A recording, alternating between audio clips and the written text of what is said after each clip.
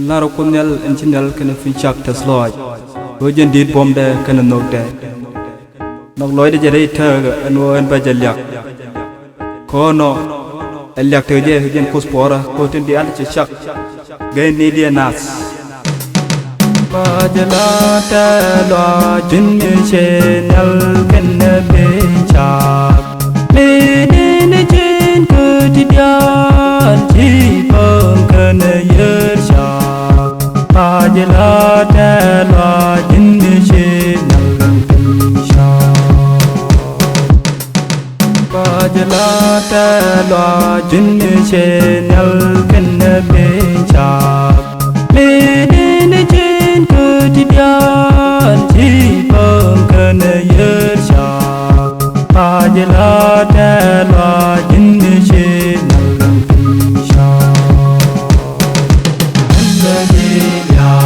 bin po se de aje kamya re dom ne re kwi ni re mon me chul ko india re kori was born ne kam duri was vegetarian life na ye indi kamya et kunya li deskalwa yen mondial kata di bumi syudada kamajel ya konya yoga kulit ku gai kanas kita kunya di deskalwayan jawin mondial kata di bumi syudada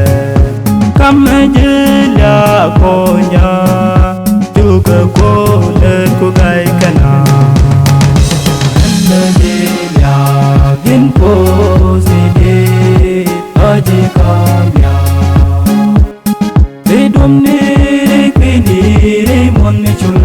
ko india re kori was born ne kam duri was vegetarian life na ye indi kamya tenu vi mon ma ba koi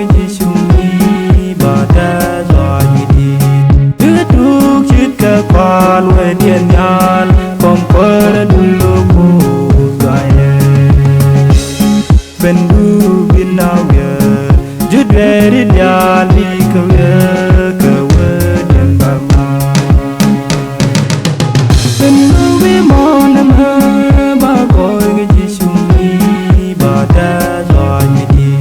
duduk chit ka kwal we dien nyal kom per dulu ku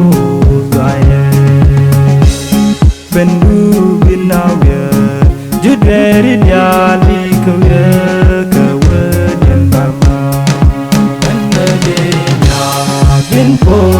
se de aje kamya re dom ne re kwi ni re mon ne chul ko india re kori was born ne kam duri was vegetarian life na ye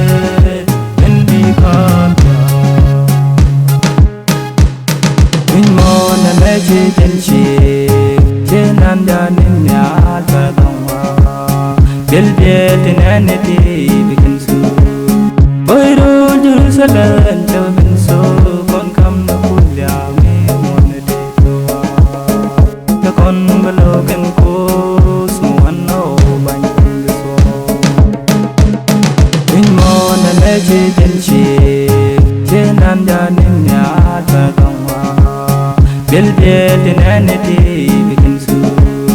boiro jerusalem ta bin so kon kam na pulya me mon de to ta kon balo ken ko so anno ban so